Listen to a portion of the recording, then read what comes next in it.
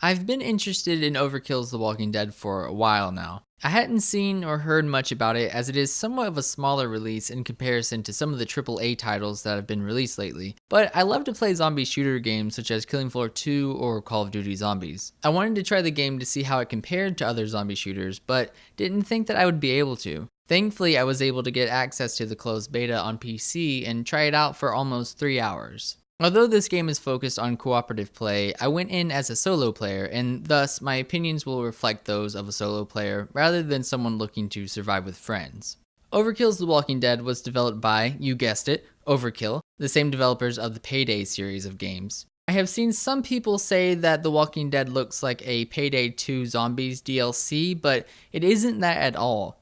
It has been a while since I last put a lot of time into Payday 2, but from what I experienced with The Walking Dead, it does not feel or play anything like the cooperative heist game. I always found Payday 2 to feel a bit clunky and boring. The gunplay and movement weren't the best, the missions would feel like minor alterations to each other, and the AI were very dumb but effective. With The Walking Dead, I found the gunplay and movement to feel very responsive and fluid. The story missions were fun, although they did have a lot of similarities to each other, and the AI were definitely smarter, but not amazing, and competent on normal difficulty. This game is primarily a 4-person cooperative survival shooter, although missions can be attempted with fewer players. I would say that Left 4 Dead is the closest comparison to this game. In some of the story missions, players will begin in one area of the map and must work through a linear level in order to complete an objective and escape to victory. Instead of a safe room though, there is a truck that the players must reach in order to end the level, similar to the getaway vehicles in Payday. In other missions, players must defend a certain area or objective against waves of enemies. Having these two different types of missions helps The Walking Dead to stand out from other zombie cooperative shooters. It isn't just a wave-based survival game or a linear survival experience.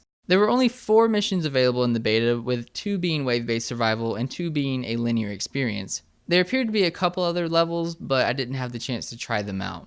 I personally felt that the linear levels worked very well, but the wave-based missions did not feel as tense or interesting. This could be due to many different factors. One of them is that the zombies are a bit slower than zombies in other games. With Call of Duty Zombies and Killing Floor 2, the zombies can get up to some pretty fast speeds as they are trying to hunt you down and end your life. In The Walking Dead, they are more in line with the television show zombies and slowly plod toward you. They are not always meandering about as they can pick up the pace at times, but you will not see them rushing toward you like a tidal wave of meat. The other negative factor to this mode is the other enemies that you encounter. Other AI survivors. Yes, there are bad guys with guns in this game alongside the zombies. These enemies enter different locations on the map and try to steal your supplies. If enough of these enemies steal enough supplies or kill you and your team, then the mission ends in failure. When moving about the map, these human AI felt a bit too similar to the police in Payday. They seemed to bunch up and move in weird ways. They were not quite as clueless, but it felt a bit like shooting at sheep if sheep walked on their hind legs and fired assault rifles, which thankfully they do not do.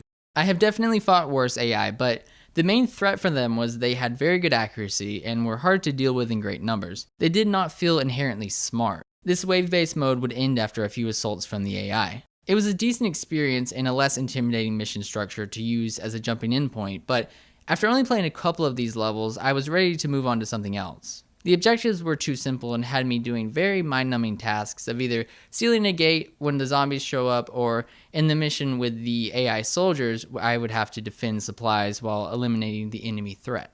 It was a completely adequate experience, but not one that I want to spend more time with. What makes the wave-based mode less interesting than the linear mode is how ammunition is treated. In the game, your weapons will degrade over time.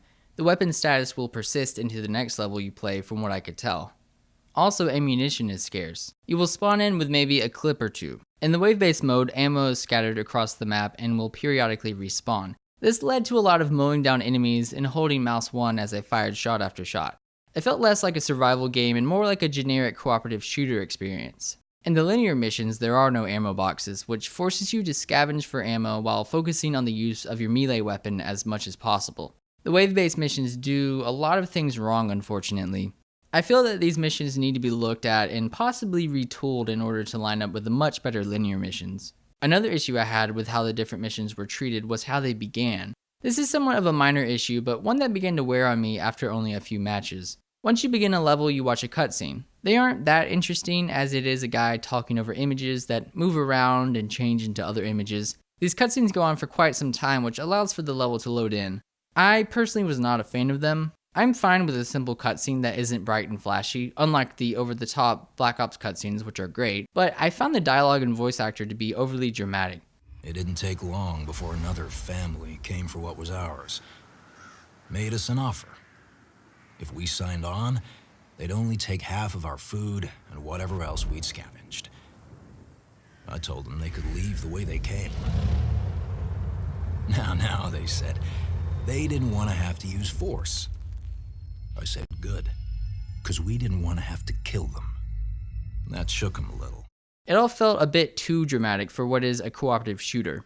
The Lions were trying to set up this tension and drama for what would end in mowing down enemy AI or getting a filter or other object. And what is worse is that you will have to sit through these cutscenes every time you begin a game. I feel that these cutscenes are unnecessary.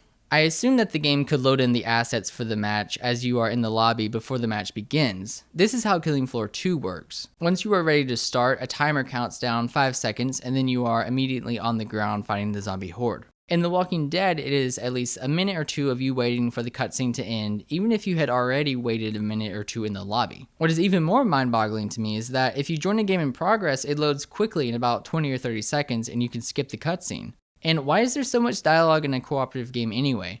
If a party is talking to each other, then they will most likely be ignoring the expositional lines of dialogue. The cutscenes don't really make up a story, but instead give a purpose to what is happening in the mission.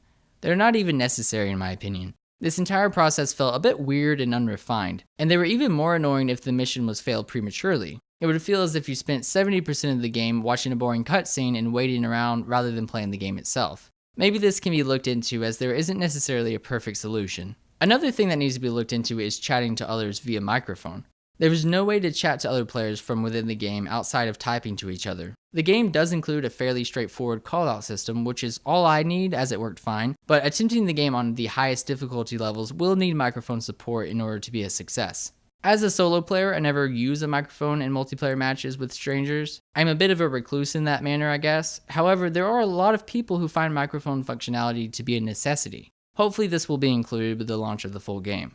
Continuing on with the different types of missions, the linear story experiences were where the game really took a step up and impressed me. In these levels, players are tasked with trying to find an item and escaping the level. Along the way, players will have to make their way through enemy zombies and survivors while tracking down items that will help them complete tasks, such as power a forklift in order to open a door, or fix a generator that will open a door, or power an elevator. In the last mission, there was even a code that was needed to be figured out in order to disable a security system. I was unaware of how this code was solved, as a member of my team somehow knew how to enter it without failure. This could point to more missions with more intricate puzzles and objectives. Maybe expect some Payday 2 type puzzles in the future. These missions were fun and managed to feel more like a survival game, unlike the wave-based mode. Your main goal is to get to the objective and escape, but survival is just as important. You have to make your way through the hordes of zombies and humans, but you have to proceed as quietly as possible. As you make more and more noise through firing an unsilenced weapon or setting off a car alarm, the horde will become more and more agitated. Once the threat level rises, the intensity of the walkers will rise as well. The zombies will begin to attack in greater numbers and much faster if their threat level gets into the red. This feature made for some nerve-wracking moments and encounters. Not only would the zombies be harder to face, but the threat level does not decrease. The level will not shoot up once you make noise then go back down. It will stay at the level that it reaches until you either finish the mission or make it worse. That is what I saw, at least, as the threat level was always maxed out by the time I completed a mission. Because of this tension, I felt very nervous as I walked around the map. I made sure to make as little noise as possible and use melee weapons as much as I could. Doing this alone was somewhat challenging, but another level of fear was added on by the human AI. Not only were they deadly if faced in an assault, but they do not use silenced weapons. If you are spotted by these survivors, they will open fire and begin to raise the threat level, which in turn adds another set of issues, such as, do you use your powerful unsilenced weapons and raise the threat level more yourself in order to quickly take them out? Or do you try to take them out quietly but risk the level going higher because they are shooting for longer periods of time? It added a great level of anxiety, which made the game feel like a true survival zombie game, unlike other games in the genre. Outside of the modes, there was also a hub level, which was the same map as the wave-based map. This is where you go to buy supplies, store items, and do other tasks. It felt empty and seemed to be a waste of time though. I'd rather do any of these tasks from a menu, rather than have to load into the map, walk from vendor to vendor, and then wait to exit the map. Having to treat it like it's its own level felt really odd. I would understand something like this existing in a standard RPG or MMO, but it felt out of place in this cooperative game. The only way I see this working better is if the camp is used as the main menu itself. Instead of loading in and looking at a map and choosing what mission to go on or what skills to use, you could instead begin the game in the camp. All of the menus could be scattered around the level. I am not suggesting that this should be done, as it could be an annoying waste of time, but I think some changes should be made in order to streamline this process.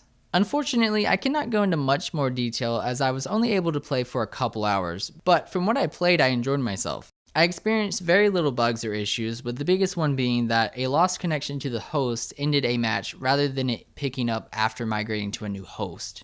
I think the last time I had a problem like this was with games from 5 or 10 years ago, but other than this issue that I only came across once, the game felt pretty smooth with very little hiccups or errors. The game would freeze for a couple seconds if someone joined into an ongoing match, but it never caused my character to be injured or get into trouble. There were other aspects of the game which I would like to know more about, such as the different skill trees, acquiring new weapons, gear, and upgrades, degrading weapons, what additional levels look like, and so on. The game seems like it will have a lot of potential, but as a solo player, I will probably be skipping it. What is really a turnoff for me is the $60 price tag. No offense to the developers, but I feel like $60 is a steep price, especially when you are competing with Red Dead Redemption 2, Black Ops 4, Battlefield 5, Assassin's Creed, and the remaining titles being released in the fall and winter. The release date is November 6th, which is well after some of these bigger titles have already been released. Especially since this is a cooperative game, it may be hard to get 3 other friends to all pay close to $300 together for this title.